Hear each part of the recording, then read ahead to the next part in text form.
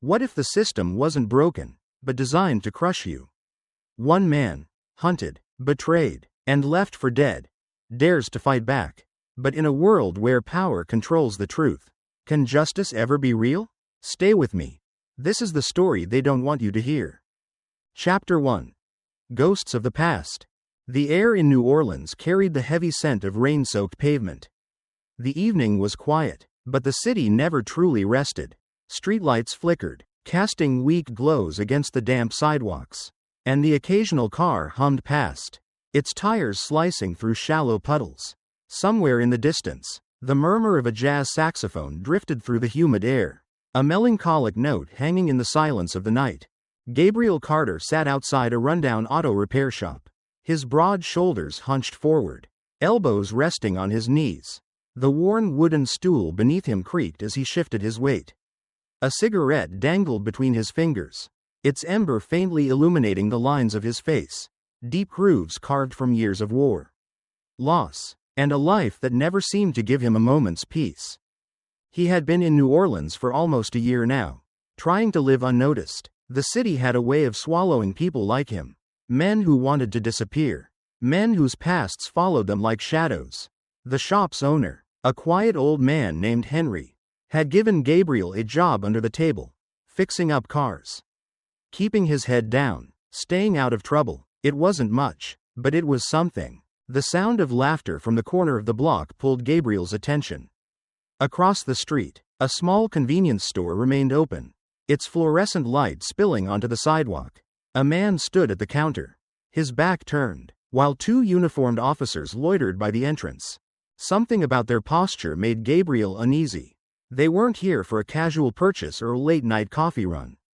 The way one officer adjusted his belt, the other cracking his knuckles, gave away their intent. Then it started. The officers grabbed the man from behind, shoving him against the shelves. A scuffle broke out, sending snack bags and soda cans clattering to the floor. The man's voice, muffled by their aggressive handling, protested, but it was met with the sharp crack of a baton against his ribs. Gabriel felt his muscles tense. This wasn't new. He had seen it before, in foreign war zones, in the slums of forgotten cities. A man outnumbered, powerless against those with authority. The officer closest to the entrance turned slightly, and under the bright store lights, Gabriel recognized him. Sheriff Walter Briggs. Briggs had that look, the kind of man who didn't need to raise his voice to command a room. His uniform was pressed, his badge polished, but there was something hollow in his eyes, something dangerous lurking beneath the surface. Gabriel had encountered men like him before, men who enjoyed the power they wielded over others. The beating continued, deliberate and controlled. The man gasped, trying to shield his face, his cries growing weaker with every strike. Gabriel exhaled slowly. He knew better than to get involved. This wasn't his fight, but his hands curled into fists anyway. The past few years had been a slow battle to keep himself from slipping back into that old life. The part of him trained to intervene, to dismantle threats, to protect those who couldn't protect themselves, it never truly left. Briggs finally stepped forward, grabbing the man by the collar. He said something low, something that made the man's eyes widen with fear. Then he dropped him, letting him crumple to the floor. Gabriel forced himself to look away. That was when he felt it. A presence. Someone was watching him. His senses sharpened instantly. A black SUV sat idling across the street. Headlights off. Too clean. Too still. Gabriel flicked his cigarette onto the ground and crushed it under his boot. Time to go. He rose from his stool and turned toward the shop. But before he could take another step, his phone vibrated in his pocket. That was odd. No one called him. No one had his number. He pulled it out and glanced at the screen. Unknown caller. He hesitated for half a second before answering. The voice on the other end was smooth, casual, but there was something off about it. "We've been looking for you, Carter." Gabriel didn't respond. "Did you think you could just disappear?" The voice chuckled. "We remember what you did." A beat of silence. "We remember everything." The line went dead. Gabriel stood motionless, the phone still pressed against his ear. A familiar weight settled in his gut. The past had found him again. Chapter 2. The First Confrontation. The hum of the city filled the air as Gabriel navigated his way through the dimly lit streets of New Orleans. He had left the garage early, feeling the weight of the phone call still pressing against his chest. Something was off. That voice, whoever it was, knew exactly how to get under his skin. He took a deep breath, steadying his thoughts. This wasn't the first time someone had tried to drag him back into the past. He had spent years outrunning ghosts, but they always seemed to find him in the end. As he pulled up to a gas station on the outskirts of town, his fingers tightened around the steering wheel. The place was nearly empty, save for an old pickup parked near the entrance and a homeless man slumped against the wall. The faint buzz of the neon sign flickered above, casting an eerie glow over the lot. Gabriel stepped out, stretching his legs as he walked toward the pump. The night was humid, thick with the scent of gasoline and asphalt. He slid his card into the reader, waiting for the machine to respond. That was when he saw them. A pair of headlights reflected in the rearview mirror of his truck. A patrol car had pulled up behind him, silent and deliberate. The doors opened in unison, and two officers stepped out, their silhouettes sharp against the glow of the gas station lights. One of them was Sheriff Walter Briggs. Gabriel didn't move, didn't flinch. He had dealt with men like Briggs before, the kind that didn't need to shout to make a point. They let their presence do the talking. The sheriff walked forward, slow and casual, as if he were strolling through his own backyard. He stopped just a few feet away, his boots scuffing against the pavement. The other officer, a younger man with a buzz cut, lingered behind him, hand resting near his holster. "Evening," Briggs said, his voice smooth but edged with something sharp. Gabriel nodded but said nothing. "You mind showing me your license and registration?" Gabriel's jaw tightened. There was no reason for this stop. He hadn't broken any laws, hadn't run a red light, hadn't even rolled through a stop sign. He pulled out his wallet, keeping his movements slow, deliberate. He handed over his license, watching as Briggs studied it with the kind of scrutiny that felt less like procedure and more like provocation. Briggs glanced up, a smirk playing at the corner of his mouth. "Gabriel Carter, you've been in town a while now." Gabriel didn't respond. Briggs tapped the edge of the license against his palm, eyes never leaving Gabriel's. "You know," he continued, "we like to keep an eye on newcomers. Make sure they're settling in the right way." The message was clear. Gabriel exhaled slowly. "Did I break a law, Sheriff?" Briggs chuckled, handing back the license. "Not yet." Gabriel reached for it, but before he could, Briggs let it slip from his fingers. It fluttered to the ground between them. Gabriel didn't move. The silence stretched. Then Briggs leaned in just slightly, lowering his voice. "You should be careful, Carter. This city has rules. Best you remember that." He turned on his heel and walked back to his cruiser, the younger officer following suit. They didn't get in right away. Instead, they stood there, watching, waiting. Gabriel bent down, picking up his license. His fingers curled around the plastic, gripping it tighter than necessary. The tank had finished filling. He replaced the nozzle, climbed back into his truck, and pulled away, his pulse steady but his mind racing. He needed to leave, but as he drove down the dark streets, headlights flickered in his rearview mirror. The patrol car was still behind him, following at a careful distance. Briggs wasn't just sending a message. He was making sure Gabriel knew he wasn't going anywhere unnoticed. The chase had begun. Chapter 3. The Trap. The early morning air was thick with the scent of burnt rubber and motor oil. Gabriel had barely slept. The night before had been a blur. Briggs's warning, the unwanted tale that had followed him through the city, and now the persistent feeling that he was being watched. He parked his truck a few blocks away from his motel, taking a moment to scan his surroundings. Nothing out of place, but that didn't mean much. The kind of people watching him weren't careless. They were calculated. As he approached the door to his room, a feeling of unease settled in his chest. The lock was intact, but something felt wrong. He hesitated for a second, then turned the handle. The door swung open too easily. The room was exactly as he had left it, at least at first glance. The duffel bag in the corner remained zipped. His boots still sat near the foot of the bed, and the television remote lay where he had tossed it the night before. But then he saw it. The drawer to the bedside table had been left slightly ajar. He hadn't touched it since he checked in. Gabriel stepped forward, glancing inside. Empty. The gun he had stashed there was gone. His pulse quickened, but he forced himself to remain still. If someone had come in, they hadn't taken anything else. No forced entry, no ransacked belongings. This wasn't a robbery. It was a message. Gabriel turned his head slightly, catching his reflection in the small mirror above the dresser. His own eyes stared back, tired but focused. Whoever had been in his room had taken his weapon but left everything else untouched. That meant one thing. They wanted him alive. For now. He exhaled, grabbed his jacket, and walked out the door. He found Elijah Ford nursing a cup of coffee at a rundown diner on the edge of the French Quarter. The place smelled of burnt toast and cheap bacon. But it was quiet. Elijah looked up as Gabriel slid into the booth across from him. The journalist was younger than Gabriel remembered.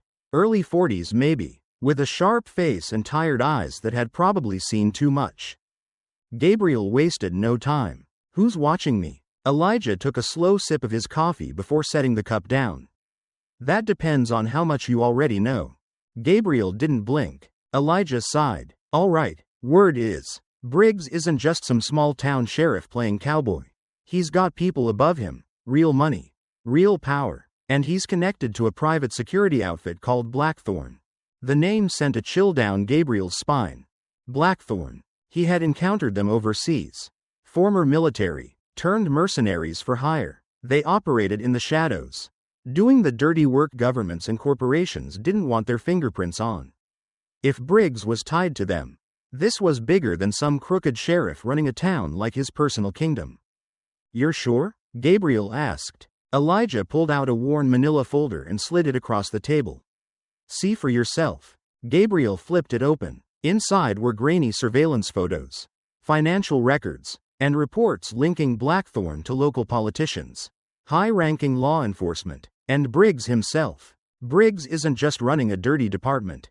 Elijah continued. He's a middleman. He moves product, covers up crimes, and makes sure certain people stay untouchable. Gabriel clenched his jaw. This wasn't just about him. It never had been. Why are you telling me this? Elijah hesitated, then leaned in slightly. Because you're not the only one they've been watching. I've been poking around too. And let's just say I'm not exactly their favorite person right now. Gabriel studied him for a long moment. The man had the look of someone who had already decided his fate. He knew he was in too deep, but he kept digging anyway. You're putting a target on your back, Gabriel said. Elijah smiled grimly. That ship sailed a long time ago. By the time Gabriel made it back to the garage that night, his mind was racing. He needed to disappear for a while, regroup, figure out his next move. But fate had other plans. The acrid scent of smoke hit him first. Then he saw it. Flames licked at the skeletal remains of what had once been the auto shop. Fire trucks lined the street, their lights painting the night in harsh reds and blues. Neighbors stood on the sidewalks, watching as firefighters battled what was left of the blaze. Gabriel's stomach clenched. Henry. He pushed forward, but a firm hand grabbed his arm. He spun around, ready to fight, but stopped when he saw the familiar face of a paramedic. He's alive, the man said quickly. The old man got out before it spread. Relief washed over Gabriel, but it was short-lived. He turned back to the wreckage, fists clenching at his sides.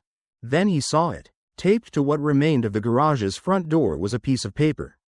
Even from this distance, he could read the words scrawled across it. You can't run forever, Carter. His pulse pounded in his ears. They weren't just watching him anymore. They were coming for him. Chapter 4. The trap closes. The morning air carried the remnants of smoke, a reminder of the fire that had reduced the garage to nothing more than blackened rubble. Gabriel had spent the night moving through the city like a ghost, his instincts screaming at him to stay low, to vanish before the walls closed in. But there was nowhere to hide. Not anymore. He sat in the driver's seat of his truck, parked on the shoulder of a desolate road leading out of town. The gas gauge hovered near empty, but he hadn't decided where to go. His hands gripped the wheel, tension coiling in his muscles like a spring wound too tight. His phone buzzed. The number was unfamiliar, but that didn't mean much. He answered without speaking. A moment of silence. Then a voice he didn't recognize. Calm but deliberate. "They found a body, Carter." The words sent a cold weight sinking into his gut. The voice continued, "Killed execution style. You wouldn't happen to know anything about that, would you?" Gabriel's jaw clenched. He knew where this was going before the caller even said it. "You're being charged with murder. Congratulations." The call cut off. Gabriel exhaled slowly, forcing his heartbeat to settle. This wasn't a warning. It was a death sentence. They were framing him. He turned the key in the ignition. But before he could pull onto the road, something flickered in his side mirror. A police cruiser creeping into view. Lights off, blocking the only exit. A second car pulled up behind him. He was surrounded. A voice boomed through a loudspeaker. "Gabriel Carter, step out of the vehicle with your hands where we can see them." For a split second, he considered running, but there was no use. They weren't here to arrest him. They were here to make sure he didn't walk away. He opened the door and stepped onto the cracked pavement. Hands raised. The officers moved in fast, forcing him against the hood of his truck. A knee pressed into his back. Rough hands yanking his arms behind him. The cuffs clicked shut. Briggs stepped out of the first cruiser. Slow and deliberate, he took his time, brushing dust from his uniform as he approached. He stopped just inches away, tilting his head slightly as if studying a specimen under glass. Then, he smiled. "That's 2 mistakes, Carter. Sticking around when you should have left. And thinking I wouldn't get the last word." Gabriel didn't respond. Briggs gestured to the officers. "Take him in." The world blurred as they shoved him into the backseat. The door slammed shut, sealing his fate. The precinct was a maze of stale coffee, cheap cologne, and bureaucratic decay. Gabriel was led through the booking process with mechanical efficiency, fingerprints, mugshot, paperwork he wouldn't bother reading. Then came the cell. Small, cold, empty, except for a single metal bench and a flickering fluorescent light overhead. He sat, rolling his shoulders, testing the soreness in his wrists where the cuffs had bitten into his skin. The minutes stretched. Then, footsteps. Briggs. The sheriff leaned against the bars, arms crossed, radiating satisfaction. "You're a ghost now, Carter. No one's gonna touch this case. No one's gonna help you." He smirked. "And soon enough, no one's gonna remember you either." Gabriel met his gaze, unblinking. Briggs tapped the bars once. A casual warning, then turned to leave. As the sound of his boots faded down the corridor, a low voice came from the shadows of the cell next to him. "You don't look like a killer to me." Gabriel turned his head. A man sat on the bench in the neighboring cell, half hidden in the dim light. Late 50s, wiry build, the kind of face that had seen too much. The man leaned forward, studying him. "But that doesn't matter, does it?" Gabriel didn't answer. The man nodded slowly, as if confirming something to himself. Then he said, "They did the same thing to me." Gabriel's pulse steadied. For the first time since the cuffs went on, he saw a way out. Hours later, the television in the station lobby crackled to life. A news anchor, somber and composed, delivered the headline: "Former Navy SEAL Gabriel Carter has been arrested in connection to a homicide discovered early this morning. Authorities suspect the murder may be linked to." The words barely registered as Gabriel listened to the murmur of voices around him. Officers watching the broadcast, civilians reading the headlines on their phones, the city swallowing the story whole. Outside, the sky darkened. Somewhere across town, a little girl named Naomi Carter was about to be taken. Chapter 5. The enemy revealed. The cold metal bench pressed against Gabriel's back as he sat motionless in the dimly lit cell. Hours had passed, maybe more. Time lost its meaning in places like this. The low hum of fluorescent lights overhead mixed with the distant sound of officers exchanging small talk outside the holding area. His mind wasn't on them. It was on Naomi. The news had spread like wildfire. Every television screen, every radio station, every local paper carried the same headline: Gabriel Carter, ex-Navy SEAL, charged with first-degree murder. They had done it perfectly. There would be no trial, no defense. The court of public opinion had already passed its judgment. He leaned forward, elbows on his knees, staring at the cracked floor beneath his boots. He needed a way out. Fast. The voice from the neighboring cell broke the silence. They took the girl. Gabriel's head snapped up. The man was still sitting in the shadows, his face partially hidden by the dim lighting. What did you just say? Gabriel asked, his voice steady but sharp. The man exhaled slowly, as if choosing his words carefully. Naomi Carter. They took her about an hour ago. I don't know where. Gabriel's pulse pounded. He pushed off the bench, gripping the bars. Who told you that? The man leaned forward slightly. Briggs. A slow, simmering rage built in Gabriel's chest. He wanted me to tell you. The man continued. Said if you don't sit still, she won't make it past sunrise. Gabriel clenched his jaw, his breath steady despite the fire burning inside him. Briggs wasn't just making a move, he was controlling the board. Gabriel had expected retaliation, but this wasn't just about him anymore. Naomi was leverage, a bargaining chip. He had to move now. The cell door creaked open. An officer stood in the hallway, keys still in hand. He looked uneasy, casting a quick glance over his shoulder before motioning Gabriel forward. Get up, he said quietly. Gabriel didn't hesitate. They walked through the corridors, past rows of empty holding cells and flickering emergency lights. Something was off. The station was too quiet. They reached a side exit, and the officer hesitated, gripping the handle. I don't have time to explain. He muttered. You need to disappear. Gabriel studied him. The man was sweating, his hands trembling slightly. He wasn't part of Briggs's crew. A nervous ally. Gabriel nodded once. Who are you? The officer swallowed hard. Doesn't matter. Just go. The door opened, and Gabriel stepped into the night. The streets were empty. New Orleans, even at its quietest, always had movement. Cars rolling past. Distant laughter from bars. The hum of life. But tonight, it felt like the city was holding its breath. Gabriel moved fast, keeping to the shadows. His truck was gone, likely impounded. That didn't matter. He had a contact, someone who could help. Elijah Ford. He found him at a small apartment near the Garden District. The place was cluttered, papers stacked on every surface, an old typewriter shoved into the corner, a half-eaten sandwich abandoned near a laptop. Elijah opened the door, already knowing who was on the other side. You look like hell, he said, stepping aside. Gabriel ignored the comment. They took Naomi. Elijah's face darkened. I know. Gabriel sat down, scanning the room. I need information. Now. Elijah sighed, running a hand through his hair. I've been digging. Briggs isn't working alone. He's got ties to a private group, Blackthorn. Gabriel stiffened. Blackthorn? Elijah nodded grimly. You know them? Gabriel's stomach turned. He knew them too well.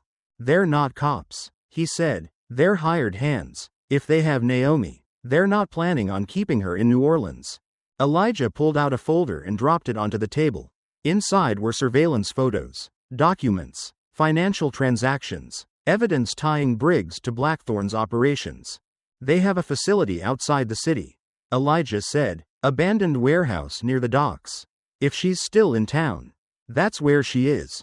Gabriel didn't waste time. He stood, grabbing a gun Elijah had left on the counter. Hold on, Elijah said. You can't just walk in there alone. They're expecting you. Gabriel looked at him. That's what I'm counting on. The docks smelled of salt and oil, the air thick with the promise of rain. Gabriel moved carefully, keeping to the blind spots of security cameras. A single Blackthorn operative stood outside the warehouse, smoking a cigarette. Gabriel moved in fast, silent, efficient. The man didn't even have time to react before he was on the ground, unconscious. Gabriel took his earpiece, slipping it into his own ear. Static buzzed, then voices. Package secured, moving in 1 hour. Naomi. He pressed forward, slipping into the warehouse. Inside, crates were stacked high, casting long shadows. The hum of a generator filled the space, the dim light casting an eerie glow. Then he saw her, Naomi, tied to a chair, eyes wide with fear, and standing beside her, waiting, was a man Gabriel had never seen before. Not Briggs, someone worse, the Blackthorn commander. He smiled when he saw Gabriel. Right on time, he said. Gabriel's hands curled into fists. The real fight was just beginning. Chapter 6. The Price of Resistance.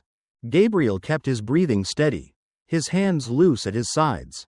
But his mind was already working through every possible outcome. The man standing in front of Naomi wasn't Briggs. That much was clear. He was taller, broader, with a sharp, calculating stare that made it obvious he wasn't just some hired muscle. His presence alone shifted the atmosphere, making the dimly lit warehouse feel even smaller. Naomi's wide, terrified eyes darted to Gabriel as she struggled against the ropes binding her wrists. She wasn't crying, but the fear in her expression was raw. The Blackthorn commander smiled, tilting his head slightly. "I was beginning to wonder if you'd show up," he said. His voice was calm, almost amused. "Walter said you were a smart man. But honestly, I had my doubts." Gabriel didn't move. He was assessing, counting exits, calculating angles, noting the weapons in the room. But most of all, he was looking for an opening. The commander glanced down at Naomi, then back at Gabriel. "I can see why she's important to you," he mused. "Family, I assume?" Gabriel clenched his jaw. "Doesn't really matter," the man continued, walking slowly in a half-circle around Naomi's chair. "What matters is that she's leverage. And right now, you're in a very bad position." A flicker of movement in Gabriel's peripheral vision. Two more men stepped out from the shadows. Both armed, both watching him closely. "You're going to listen very carefully," the commander said, "because I don't like repeating myself." Gabriel remained silent. "Briggs wants you alive. That's the only reason we haven't put a bullet in your head. He thinks you're still useful." The commander folded his arms, his tone shifting slightly, like he was considering something. "Me? I'm not so sure." Gabriel finally spoke. "If he wanted me alive, you wouldn't have set this up." The commander smirked. "You're right. Walter's orders were to capture you. But me?" He stepped closer, lowering his voice. "I don't like loose ends." Gabriel tensed. This was it. They weren't just holding Naomi to lure him out. They planned to kill him and get rid of her as collateral. The commander sighed. "Now, I know what you're thinking. You're wondering if you can take me. If you can get to the girl before we put a bullet in her. And let me save you some time." He gestured toward his men. "You won't make it." Gabriel's mind was racing, searching for any possible way out. Then the commander took a step closer and lowered his voice just enough that only Gabriel could hear. "But there's another way." Gabriel didn't react, but he was listening. "You disappear," the commander continued. "Leave the city. Walk away from this fight. No more digging. No more chasing ghosts. You vanish, and the girl walks out of here alive." Silence hung in the air. Gabriel felt Naomi's gaze on him. They were using her to break him. Briggs wasn't just trying to win. He was trying to force Gabriel to abandon the fight. But that wasn't an option. The commander smirked, taking Gabriel's silence as hesitation. "I'll give you 30 seconds to decide." Gabriel exhaled slowly. He wasn't walking away, but he needed a distraction. His eyes flicked briefly toward a stack of crates near the door. Just beyond them, a rusted fire extinguisher sat against the wall. It was old, dented, but if he could hit it just right. The commander stepped back. 10 seconds. Gabriel moved. Fast. He lunged sideways, kicking the leg of the nearest guard before spinning toward the extinguisher. His fingers found the release valve, and he yanked hard. The old canister ruptured, sending a thick cloud of white fog bursting into the air. Shouts erupted. Naomi screamed. Gabriel grabbed the first man's wrist, twisting the gun from his grip before driving an elbow into his throat. Another shadow moved through the smoke, and Gabriel ducked just as a bullet whizzed past his head. He turned, grabbed Naomi's chair, and with one sharp motion, tipped it backward. She hit the ground hard, rolling away from the line of fire. More gunfire. He needed to move, now. Gabriel grabbed Naomi, cutting the ropes with a blade he had slipped from one of the guards. "Run," he ordered. She didn't hesitate. Gabriel turned just in time to see the commander emerging through the dissipating fog. Gun raised. They locked eyes. Then the warehouse doors burst open. A figure stood in the entrance, silhouetted by the flashing red and blue of police lights. Walter Briggs. And he was smiling. "You really don't know when to quit, do you, Carter?" Gabriel's grip tightened around the gun in his hand. Briggs stepped forward, taking in the scene. His eyes landed on the Blackthorn commander. Then Naomi. now crouched behind a stack of crates. He gave a slow, mocking chuckle. You made quite the mess, Briggs said. Gabriel didn't answer. Briggs sighed, shaking his head. I was hoping you'd be reasonable. But I guess we both know that's not who you are. He gestured toward the commander. Finish it. The commander raised his weapon. Gabriel fired first. The bullet hit the commander's shoulder, sending him staggering back. Briggs ducked as chaos erupted once again. Naomi screamed as gunfire ripped through the warehouse. Gabriel grabbed her, pushing her toward the exit. Go. She bolted, disappearing into the night. Gabriel turned back to Briggs. But the sheriff was already gone. Only the commander remained, slumped against a crate, blood seeping through his fingers. He looked up at Gabriel, pain flashing in his eyes, but behind that pain, something else. Amusement. You think this is over? The commander rasped. You have no idea what's coming. Gabriel stared down at him. Then he turned and ran. Chapter 7. Hunting in the dark. The rain had started again. A slow drizzle that made the city glisten under the dim glow of streetlights. Gabriel moved through the alleyways with practiced ease, keeping to the shadows, his breath steady despite the pounding adrenaline in his veins. He had spent years honing his ability to disappear, blending into places where he didn't belong. Tonight, he needed those skills more than ever. Naomi was still out there, and he was running out of time. A few blocks away, the streets hummed with life. Bars still open, neon signs flickering, the sound of distant jazz drifting through the night. But in this part of town, where abandoned warehouses lined the river, everything felt dead. Gabriel stopped near a rusted shipping container, scanning his surroundings. His contact should have been here by now. Then he heard the faint crunch of footsteps. A man emerged from the shadows, his hood pulled low, his hands shoved deep into the pockets of a worn leather jacket. Elijah, you sure this is safe? Elijah asked, his eyes darting around. Gabriel didn't answer. Instead, he handed the journalist a folded piece of paper. Elijah unfolded it, his brow furrowing as he read the address. This is a Blackthorn property, he said, his voice low. That's where they're keeping her, Gabriel said. Elijah let out a slow breath. This is a bad idea. Gabriel's gaze didn't waver. They took my family. I'm not asking for permission. Elijah hesitated, then nodded. Then you'll need help. Gabriel shook his head. I work alone. Elijah looked like he wanted to argue, but he let it go. At least take this, he said, handing Gabriel a flash drive. It's everything I've got on Blackthorn. Money trails, contracts, connections. Some of it might be useful. Gabriel pocketed it. I'll get her back. And with that, he was gone. The warehouse was a fortress. Gabriel had spent the past hour watching from a nearby rooftop, studying the patrol patterns, noting the security cameras, counting the guards. They were disciplined, methodical, no doubt ex-military. A direct assault was suicide, so he set the trap instead. He made his way to a power junction at the far end of the complex. Crouching low as he worked, within seconds, he had rigged a small explosive charge to the panel. The explosion was subtle, just enough to kill the lights. From his vantage point, he watched the guards react. Some barked orders into radios. Others moved toward the perimeter, weapons drawn. Exactly what he wanted. Gabriel slipped through a side entrance, moving fast. The inside of the warehouse was cavernous, filled with crates and old machinery. The dim emergency lights barely illuminated the space, casting long, shifting shadows. He heard voices ahead. Gabriel pressed himself against a stack of wooden pallets. Peering around the edge, two guards stood near a heavy steel door, their rifles slung across their chests. One of them was speaking into a radio. Yeah, power's down. No sign of an intruder yet. Hold position. Gabriel moved, fast. He was on the first guard before the man even registered his presence. Twisting his wrist and forcing the rifle down before driving an elbow into his throat. The second guard barely had time to react before Gabriel had his knife pressed against his jugular. Where is she? Gabriel whispered. The guard struggled, but Gabriel tightened his grip. I'll only ask once. The man's breath hitched. Lower level, basement, second door on the left. Gabriel knocked him out cold. The door was locked, but that was never a problem for long.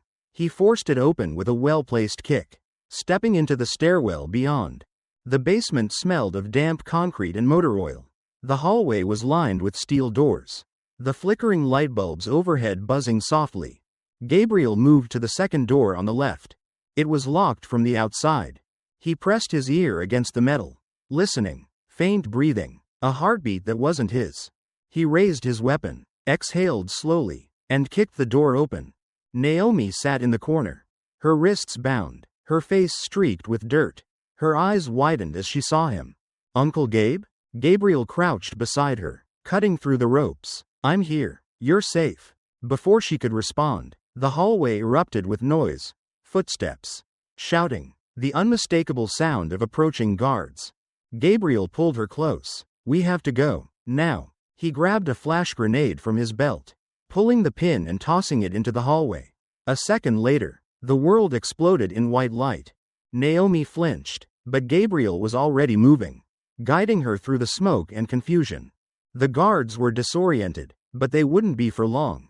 As they reached the stairwell, Naomi stumbled. Gabriel caught her. I got you, he said, steadying her. She clung to his arm. I knew you'd come. Gabriel's chest tightened. I'll always come for you. They reached the exit just as the first gunshot rang out. The city awaited them, but the night was far from over. Chapter 8. Rescue in a firestorm. The night was eerily quiet. Gabriel crouched behind an abandoned stack of wooden pallets. His eyes locked onto the compound in front of him. The warehouse was larger than he had expected, with reinforced fencing and floodlights sweeping the perimeter. He adjusted the earpiece Elijah had given him earlier. The journalist had pulled some favors, scanning police channels for any chatter. Gabriel had been listening in for the past few minutes, filtering through static and coded exchanges. Units 3 and 5, maintain position. No sign of movement. A voice crackled through. Gabriel exhaled slowly. No movement was good. It meant they weren't expecting him yet. He checked his gear. Knife strapped to his calf. Pistol with a fresh mag. Suppressor screwed on tight. No grenades. No heavy firepower. This wasn't a war zone. If he was going to pull this off, he needed to stay quiet. The fencing was topped with barbed wire, but he spotted a blind spot near a storage unit where the metal had rusted through. He moved quickly, keeping low as he cut through the weakened links. Within seconds, he was inside. The first guard went down without a sound. A quick strike to the throat, then a tight hold until the man's body went slack. Gabriel dragged him into the shadows before pressing forward. He reached the side of the building, pressing against the cold concrete. From his vantage point, he could see a single window on the second floor. A light was on inside. Naomi had to be there. Then he heard voices. 2 guards were walking toward the back entrance, laughing about something Gabriel didn't care to understand. He waited. As soon as they passed, he moved, slipping through the door just before it shut behind them. Inside, the warehouse was dimly lit, rows of crates and storage containers creating narrow corridors. Gabriel moved with precision, scanning for security cameras and guards. A soft whimper. His pulse quickened. He followed the sound, weaving through the maze of crates. Finally, he saw her, tied to a chair, hands bound, her eyes wide with fear. Gabriel moved fast, kneeling beside her. It's me, he whispered. Naomi let out a sharp breath, relief flooding her face. Uncle Gabe. He started cutting through the rope. We're getting out of here. Then he noticed something. She wasn't alone. Another figure was standing in the shadows, waiting. A slow clap echoed through the room. Gabriel tensed, stepping in front of Naomi. Well, a voice said, you made it. A man emerged from the darkness, tall, built like a soldier, his stance casual but controlled. Gabriel didn't need an introduction. Blackthorn. The man smiled. I was starting to think you wouldn't show. Gabriel kept his face blank, but his mind was already working through scenarios. This was wrong. Too easy. You lured me here, Gabriel said. The Blackthorn commander nodded. Briggs thought you'd be predictable. He gestured to Naomi. She was the bait. You were the real target. Gabriel's grip tightened around his knife. A click echoed through the warehouse. Automatic rifles being cocked. Gabriel stole a glance over his shoulder. More men stepping out of the shadows. They had been waiting. The commander sighed. I don't want to kill you, Carter. Not yet. Anyway, Briggs still thinks he can turn you. Gabriel let out a dry chuckle. Not happening. The commander smirked. That's what I told him. Then he moved. Fast. Gabriel barely had time to react before a fist connected with his ribs. Forcing him back, he recovered quickly, ducking the second blow and countering with a sharp elbow to the man's jaw. The commander staggered, but only for a second. Then he grinned. I was hoping you'd put up a fight. Gabriel didn't hesitate. He launched forward, aiming for the throat, but the commander was ready. He blocked, twisting Gabriel's arm before slamming him into a crate. Pain exploded through Gabriel's side, but he ignored it. He spun, using the momentum to drive a knee into the man's ribs. The commander grunted but didn't fall. A warning shot rang out.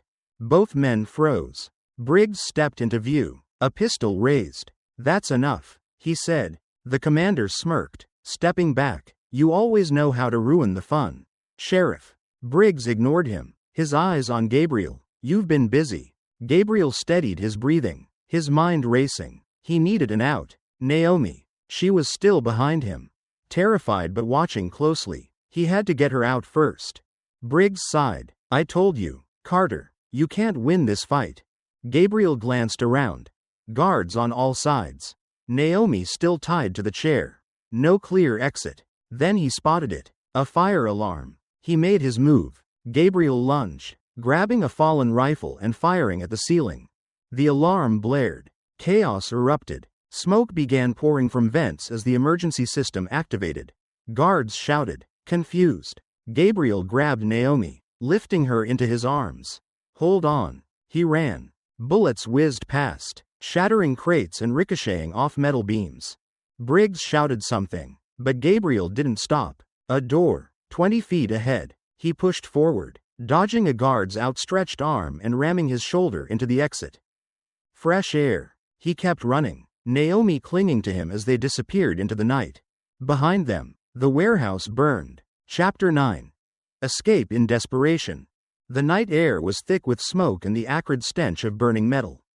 Gabriel stumbled forward, his vision blurring at the edges. His left side burned, a sharp, searing pain just below his ribs where a bullet had grazed him. He pressed a hand against the wound, feeling the warm, sticky wetness of blood soaking through his shirt. No time to stop. Naomi clung to his arm, her breath ragged, her small hands gripping his jacket as they ran. The warehouse behind them was a smoldering wreck, gunfire still crackling in the distance as Blackthorn operatives tried to regroup. Gabriel's mind raced. He had planned for chaos. But this was worse than expected. They were being hunted by men who knew how to kill and wouldn't stop until the job was done. He needed to disappear. He needed to make them believe he was already dead. Keep moving, he muttered to Naomi, guiding her down a side alley between two crumbling buildings. His breaths came in shallow gasps, his body screaming for rest. But he forced himself forward.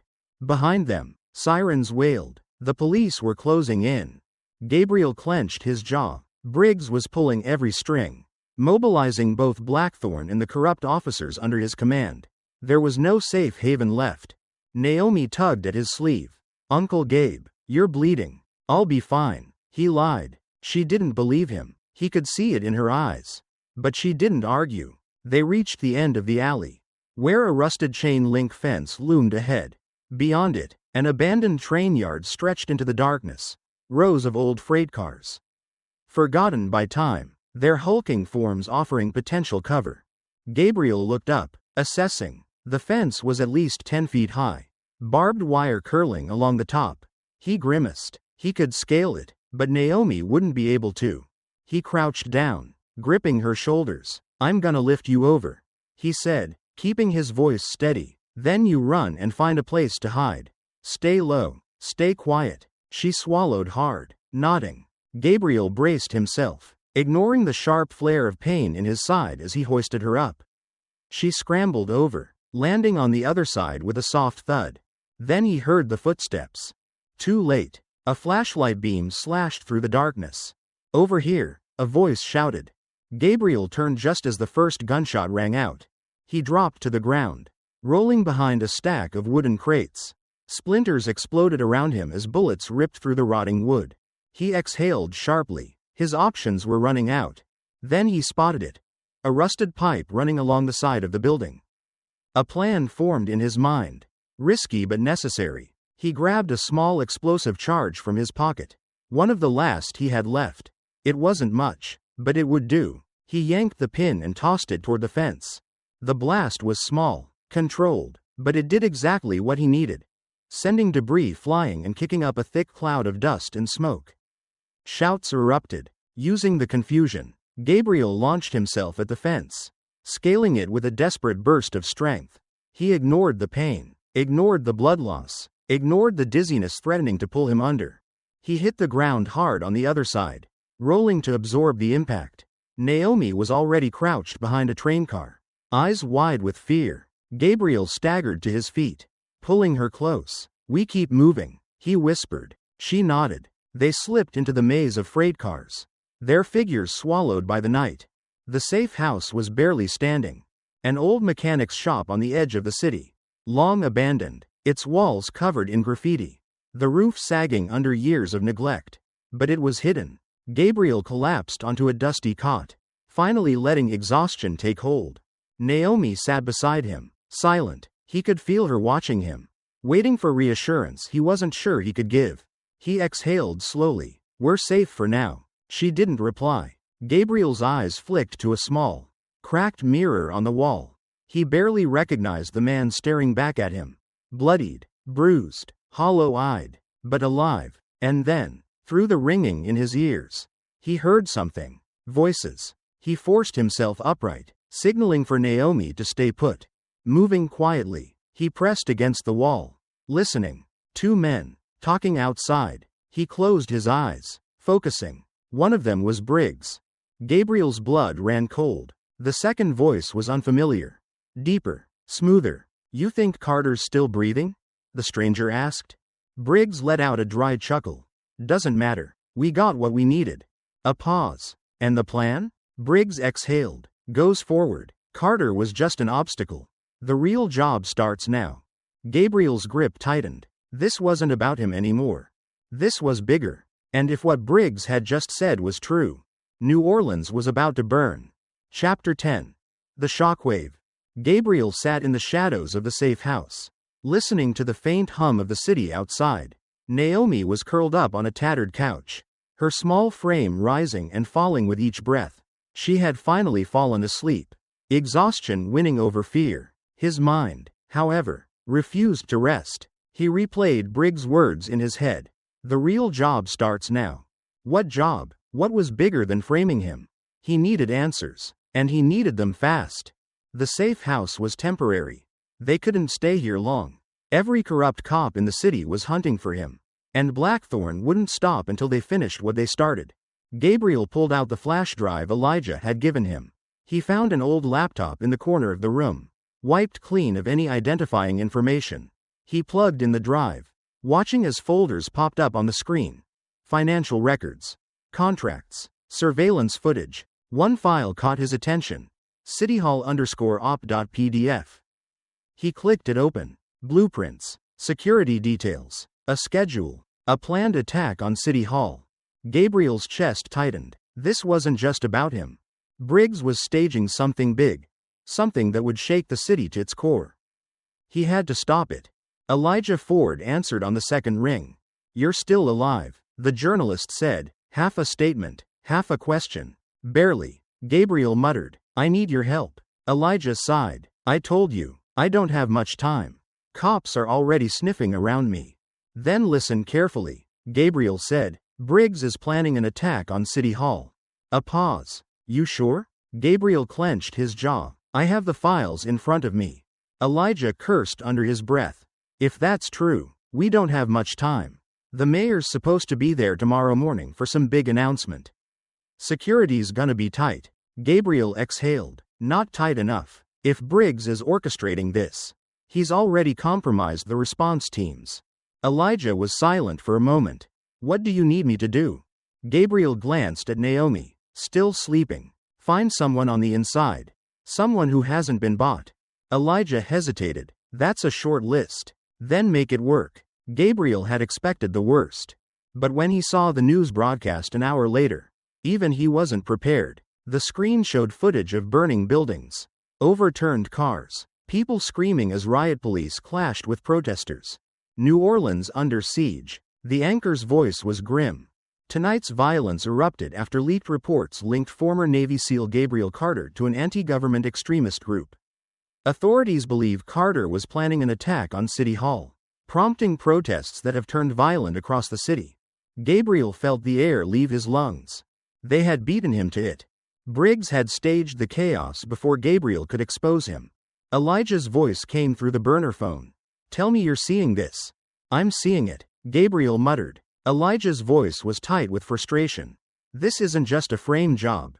Man, they're burning the city down to make you the villain." Gabriel ran a hand down his face. "Who's buying it?" "Most people," Elijah admitted, "but not everyone." Gabriel sat up. "What do you mean?" Elijah hesitated. "I found someone. Detective Sarah Lawson. She's been on Briggs' payroll. But I think she's having second thoughts." Gabriel frowned. "Why?" "Because they tried to kill her an hour ago." Gabriel's pulse quickened. "Where is she?" "Safe. For now. But she won't talk to me." "Then take me to her." Elijah let out a slow breath. "This is a bad idea." Gabriel stood, grabbing his jacket. "No. This is the only idea." Detective Sarah Lawson was waiting in a dimly lit parking garage, pacing near a row of abandoned cars. She looked exhausted, paranoid. Her hand never strayed far from her holster. When she saw Gabriel approaching, her grip tightened. "Ford, what the hell is this?" she snapped. Elijah held up his hands. "You want the truth or not?" Lawson's jaw clenched. She looked at Gabriel. "You're the reason my life is falling apart." Gabriel met her gaze. "No, Briggs is." She let out a bitter laugh. "Right, and I'm supposed to trust you?" Gabriel took a step closer. "You're still alive because you know something. That makes you a problem for them. How long do you think you've got before they clean up loose ends?" Her breath hitched slightly, but she masked it well. Gabriel pressed on. "I don't need you to believe me. I just need you to listen." Lawson studied him for a long moment. Then, slowly, she nodded. Gabriel exhaled. They had a chance. But time was running out. Chapter 11. The Final Trap. The rain had picked up again, thick drops hammering against the windshield as Gabriel drove through the deserted streets of New Orleans. The city was on edge. Protests had turned into riots, and the entire police force was out in full armor, their presence more intimidating than protective. He kept the headlights off, navigating by the flickering glow of street lamps. Naomi sat beside him, her small hands clenched together, eyes darting to the side mirror every few seconds. "They won't stop until they find you," she whispered. Gabriel tightened his grip on the wheel. "Then we don't let them." He had a plan, a bold, reckless plan, but it was the only shot he had. Briggs had used the media to control the narrative, twisting public perception until Gabriel was nothing more than a villain. If he wanted to turn the tide, he had to fight on the same battlefield. Elijah had arranged the meeting. A high-profile journalist, Dana Whitaker from NOLA Truth, had agreed to hear them out. She was one of the few who hadn't been bought. If Gabriel could get the truth to her, if she could put his evidence out there before Briggs could bury it, they had a chance. But it had to be fast. And it had to be airtight. The meeting place was a rundown diner on the outskirts of the city. It was the kind of place where people paid in cash and didn't ask questions. The neon sign buzzed weakly above the door, casting a dull red glow onto the wet pavement. Elijah was already inside, sitting at a booth near the back. He looked up as Gabriel and Naomi entered, his expression tense. "Dana's on her way," he said. Gabriel slid into the seat across from him. "You trust her?" Elijah hesitated. "She's the best shot we've got." Gabriel nodded. "That would have to be enough." Naomi sat close to him, her gaze scanning the room. She hadn't spoken much since they escaped the train yard. He knew she was scared. He also knew she wouldn't say it out loud. Elijah reached into his bag, pulling out a tablet. "I've been digging," he said, "and I found something you need to see." He tapped the screen, bringing up a surveillance clip. Grainy footage from a security camera. It showed a meeting. Briggs and a man Gabriel didn't recognize. The timestamp was from a week ago. The location an office downtown. Gabriel leaned in. Who's that? Elijah's expression darkened. That's Senator Richard Kane. Gabriel exhaled sharply. Kane was powerful, connected. If he was involved, this went higher than just a corrupt police department. The video had no audio, but the body language was clear. Briggs wasn't running the show. Kane was. This is it, Elijah said. This is the proof we need. Gabriel's pulse quickened. If they could get this out before Briggs silenced them. The bell above the diner door jingled. Dana Whitaker stepped inside, shaking the rain from her coat. She was in her late 40s, sharp-eyed, with the kind of posture that belonged to someone who had seen too much and wasn't easily shaken. She spotted them and walked over. You've got 10 minutes, she said, sliding into the booth. Make them count. Elijah handed her the tablet. Watch this first. She played the video, her face unreadable. When it ended, she looked up. And where exactly did you get this? Gabriel leaned forward. Does it matter? She studied him. It matters if it's real. It's real, Elijah said firmly. Dana sat back. Even if I believe you, Kane is untouchable. And if Briggs is working under him, then it's bigger than we thought. Gabriel finished. Dana exhaled. This isn't just a scandal. This is a coup. Gabriel nodded. We need this out now. Before they bury it. Dana hesitated. I can run it, but if I do, you'll never be able to walk free again. You understand that, right? Gabriel didn't blink. Just make sure people see it. She nodded. Give me an hour. They didn't get an hour. 20 minutes later, the diner's TV flickered. A breaking news alert. Gabriel turned to look, and his stomach dropped. His face was on the screen. And the words beneath it? Exclusive video. Gabriel Carter linked to domestic terror plot. The footage played, an edited clip, showing him in a dimly lit room, surrounded by armed men. The voiceover claimed he had been planning an attack, that he had orchestrated the riots, that he was the mastermind behind the chaos in New Orleans. It was all fake, but to the world watching, it was real. Naomi gasped. They faked it? Elijah slammed his fist on the table. They beat us to it. Dana's face was pale. I can't run your story now, she whispered. Gabriel's hands curled into fists. Briggs had known. He had been one step ahead. This wasn't just a smear campaign. This was a death sentence. Sirens wailed in the distance. They were coming. Chapter 12. The cost of freedom.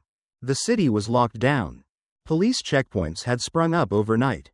Roadblocks manned by officers with their fingers on the trigger. Helicopters droned overhead, their spotlights slicing through the darkness, hunting for a man they had already condemned. Gabriel Carter, the terrorist, the fugitive, the man the entire country now believed was the cause of New Orleans' destruction. Gabriel kept his head down, weaving through the shadows of a back alley. His body ached from the wounds he hadn't had time to tend to. Blood crusted his shirt where the bullet had grazed him. His muscles screamed from exhaustion. But stopping wasn't an option. Naomi walked beside him, her small frame shivering in the cold night air. She had been silent since they fled the diner. Since she saw his face on that screen. Warped, manipulated, turned into a monster for the world to fear. They needed shelter, a place to think, to breathe. But the city had turned against them.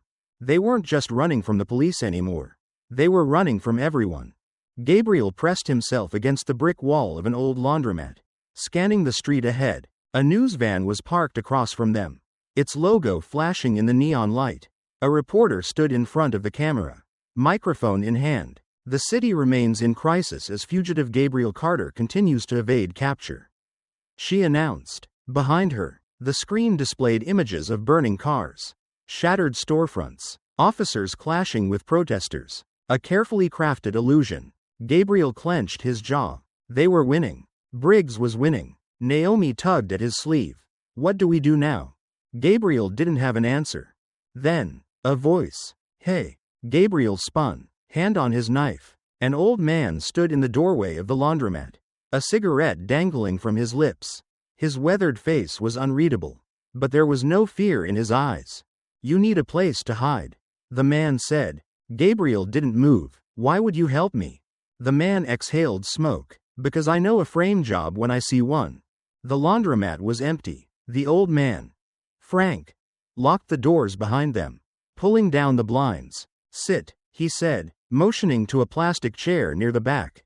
Gabriel lowered himself carefully, biting back a groan. Frank tossed him a first aid kit. You look like hell. Gabriel peeled back his jacket, revealing the wound on his side. Naomi winced at the sight. Frank shook his head. Cops are out for blood. They want you dead before you can say a word. Gabriel wiped the dried blood from his skin. Then I'll make sure they hear me first. Frank studied him for a long moment. Then he sighed, pulling out an old flip phone. You got a contact? Gabriel hesitated. Elijah Ford, he said finally. Frank nodded and started dialing. Elijah answered on the first ring. You're alive. Barely, Gabriel muttered. I've been trying to reach you. Elijah said, something's happening. Gabriel sat up. What? A pause. Then Elijah's voice dropped. You're not gonna believe this. The deal came at midnight. A burner phone, delivered by an unmarked car. A single message displayed on the screen. Meet at the old courthouse. Come alone. Gabriel stared at it. Naomi frowned. Is it a trap? Of course it's a trap. Frank stubbed out his cigarette. But you don't have a choice. Gabriel exhaled. Briggs wasn't sending his men this time. This was something different. Something bigger. The courthouse was abandoned, its windows shattered, its doors hanging from rusted hinges. Gabriel stepped inside, his senses alert. A figure waited in the darkness. A man in a tailored suit. His posture relaxed, but his presence radiating control. Senator Richard Kane. Gabriel's stomach twisted. Kane smiled. You've caused quite a mess. Gabriel didn't respond. Kane stepped forward. Briggs wants you dead. Blackthorne wants you buried. But he paused, studying Gabriel. I want to make a deal. Gabriel clenched his fists. I don't make deals with murderers. Kane chuckled. Oh, Gabriel, you still think this is about you? He gestured to the city outside. You're a distraction, a useful one, for a while, but it's time for this to end. Gabriel stayed silent. Kane's expression darkened. Disappear. Carter, leave the city, leave the country if you want. But if you stay, he leaned in. I'll make sure Naomi disappears instead. Gabriel's pulse pounded in his ears. Kane smiled. Think about it. Then he turned and walked into the night. Gabriel stood in the empty courthouse. Kane's words echoing in his head. Disappear, or fight. There was no in-between. He looked down at the burner phone in his hand. Then he crushed it under his boot. Chapter 13. Death Raid. The night was thick with humidity. The kind that clung to the skin and made every breath feel heavier. Gabriel crouched behind a row of dense shrubs. His eyes locked on the estate ahead. The mansion was a fortress. 3 stories of reinforced concrete. Floodlights lining the perimeter. Cameras sweeping the entrance. A high iron fence encased the property like prison bars. And beyond it, armed guards patrolled in well-rehearsed rotations. Briggs had built himself a kingdom of steel and shadows. Gabriel exhaled slowly, feeling the weight of the moment. This was it, the final push. He had no illusions about what waited for him inside. He wasn't walking into a fair fight. This was a nest of killers. Men trained to hunt, to eliminate threats without hesitation. But they weren't prepared for him.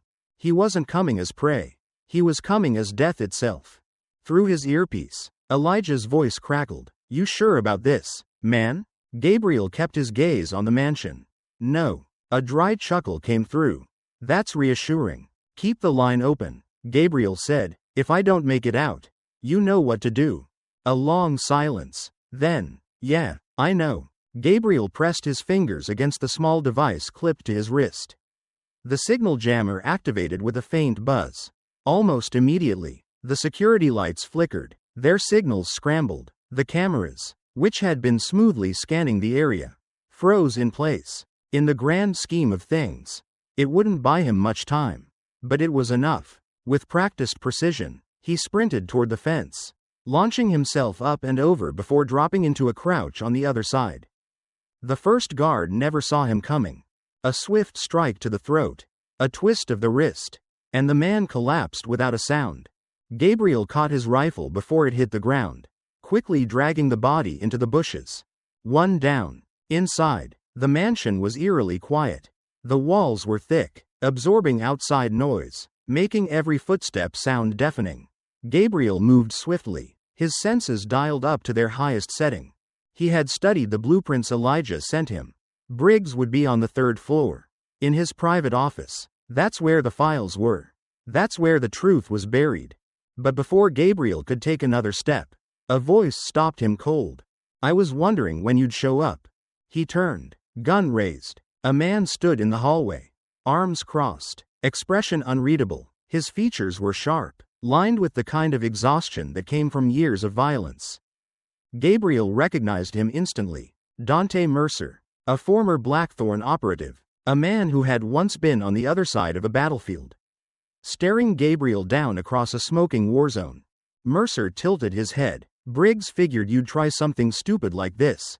Gabriel tightened his grip on the trigger. So he sent you to stop me? A smirk. If he did, you'd be dead already. Gabriel didn't lower his weapon. Then what are you doing here? Mercer let out a slow breath, glancing over his shoulder, making sure you don't screw this up. Gabriel hesitated. Mercer had been Blackthorn's best. A ghost on the battlefield. A man who could disappear as easily as he killed. If he wanted to fight, Gabriel knew it wouldn't be an easy win. But Mercer wasn't drawing his weapon. Gabriel studied him, weighing the risks. Why the change of heart?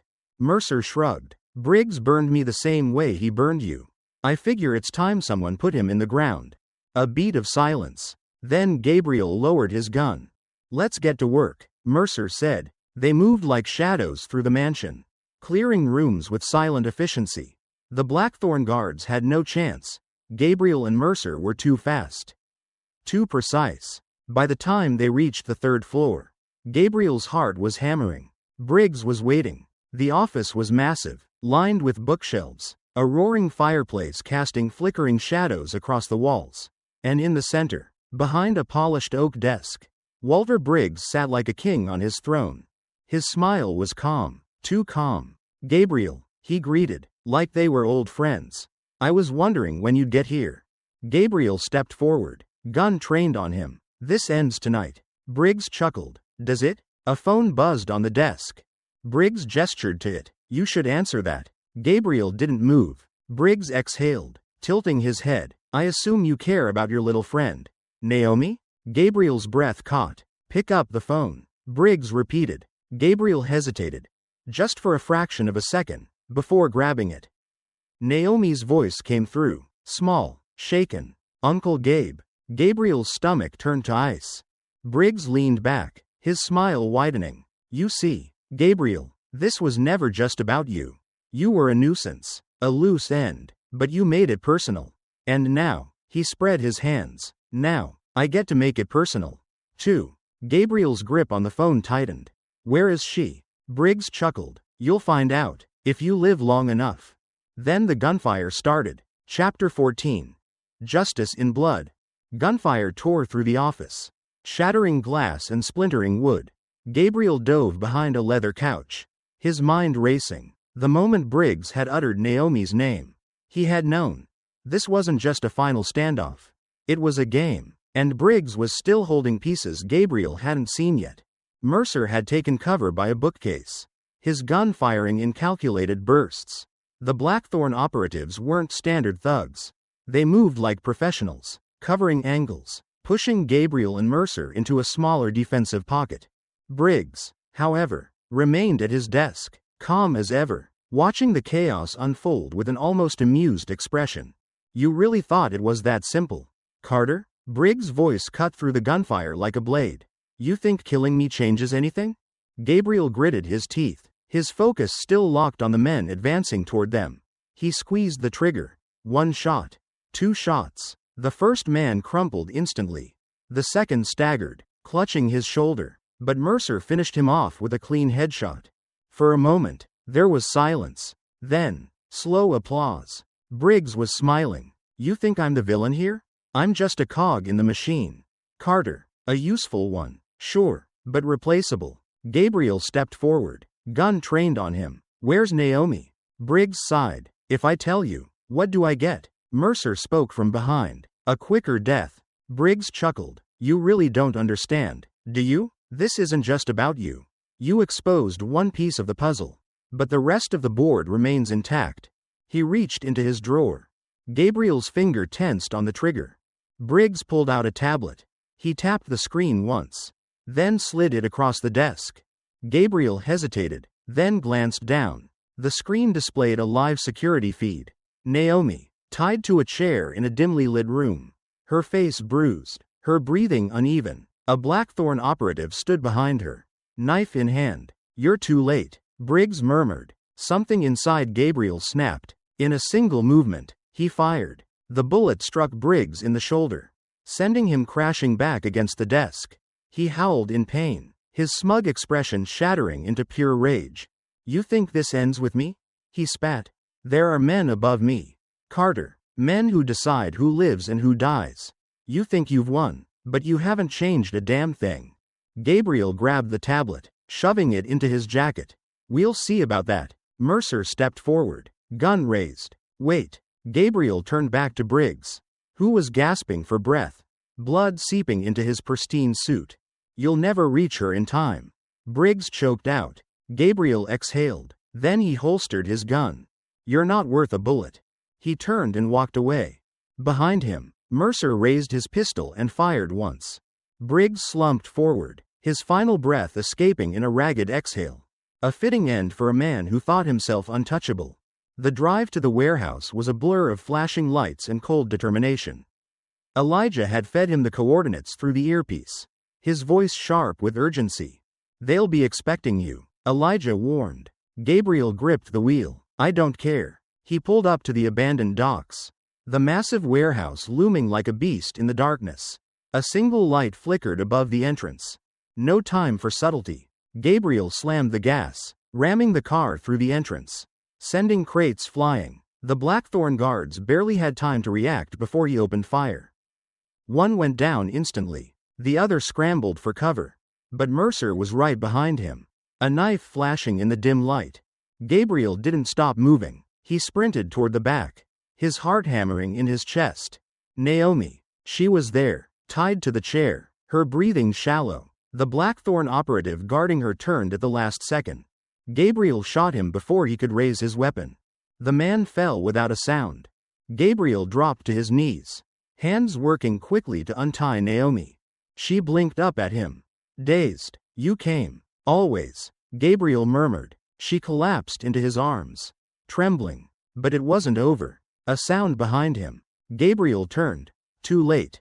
The last Blackthorn soldier stood there, gun raised. A single gunshot echoed through the warehouse.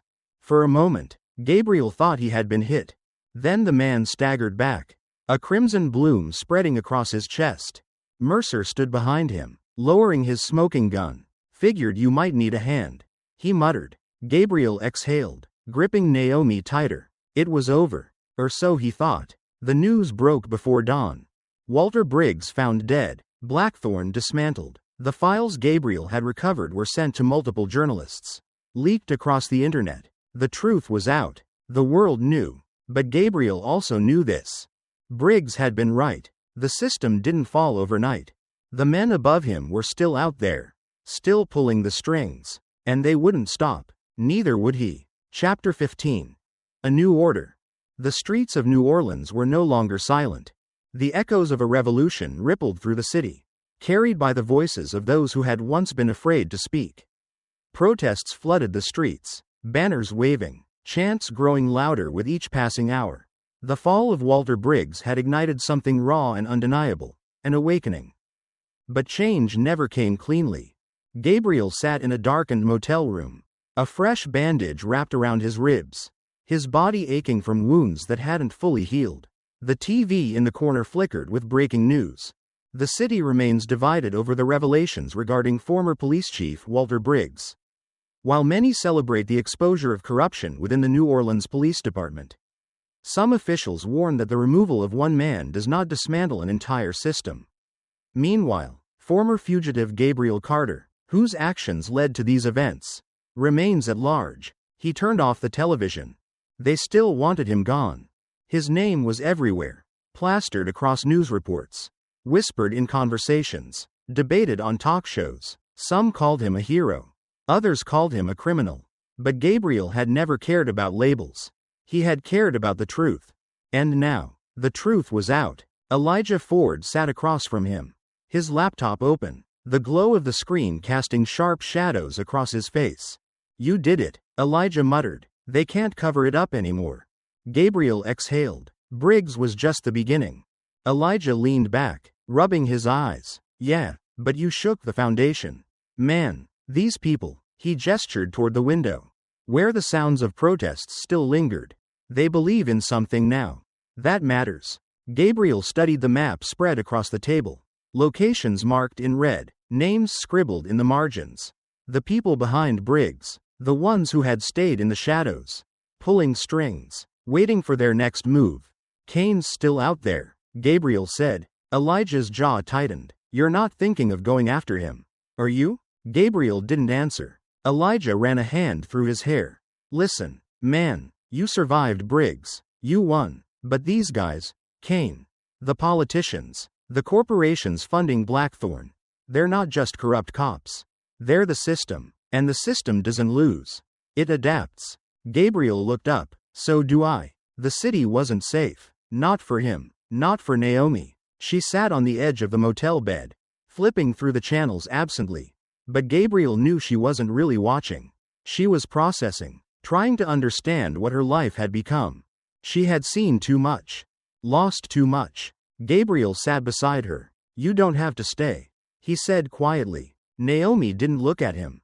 "Where else would I go?" Gabriel swallowed. "Somewhere safe. I can make sure of that." She finally turned to him, her gaze sharp. "You think I want to run? You deserve a life," Gabriel said. "So do you." Gabriel had no response to that.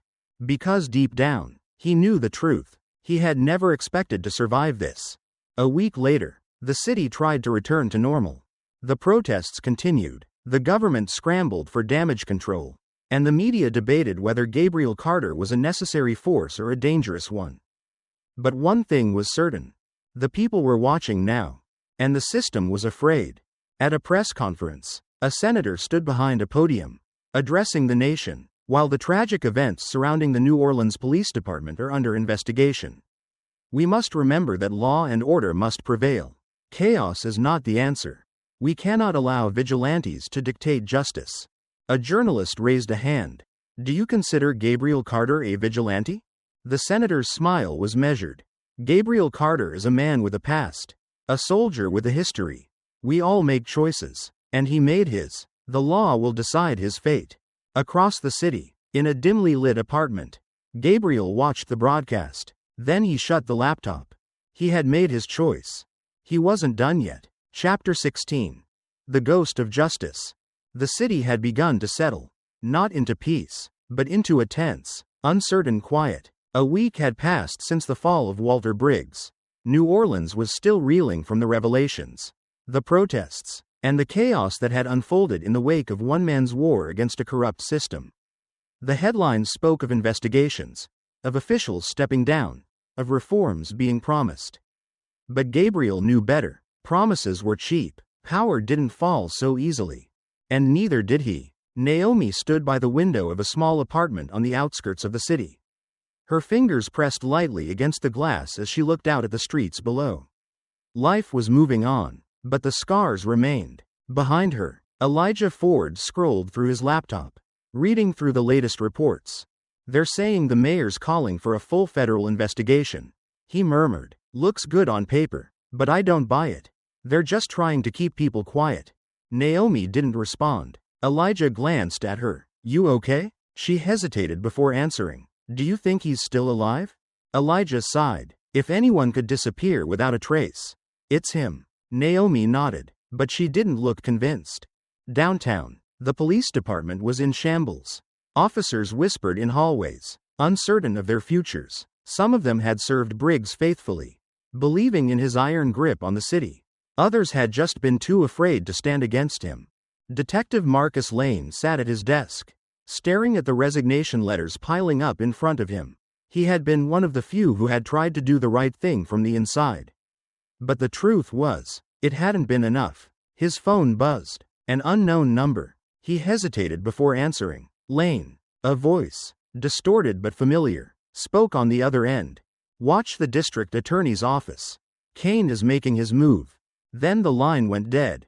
Lane sat there for a long moment, gripping the phone. His heartbeat quickened. He glanced toward the window, scanning the streets outside, but there was no one. Just the city, watching. The rumors spread faster than the truth. Some said Gabriel had fled the country, disappearing into the shadows of another war. Others believed he had been killed in the chaos, his body hidden by those who didn't want a martyr. And then there were the stories. A man spotted in a dark alley, watching the protests from a distance. A voice on a secure phone call, tipping off the right people. A figure disappearing into an abandoned church. Just before the police arrived, he had become something more than a man. A symbol, a ghost. A month later, Naomi found a letter waiting for her. No return address, no stamp, just her name, written in small, neat handwriting. She hesitated before opening it. Inside was a single note. Justice isn't a destination, it's a road, and some of us have to keep walking it. Take care of yourself. No signature, no trace of where it had come from. But she knew. She folded the letter carefully, pressing it to her chest for just a moment before setting it aside. Then she looked out the window again. Somewhere out there, Gabriel was still walking. Justice isn't handed down, it's fought for. Gabriel Carter's war didn't end when the headlines faded. Corruption doesn't disappear overnight, and the system doesn't change just because the truth is exposed. But one man's resistance can spark something greater, a movement, a reckoning, a demand for change. So now, the question isn't what happened to Gabriel Carter, but who will rise next. What do you think? Can a single person really make a difference? Or does the system always win? Let me know in the comments. And if you want more untold stories of power, deception, and those who dare to fight back, subscribe to Covert Truths, because the truth is never as simple as they want you to believe.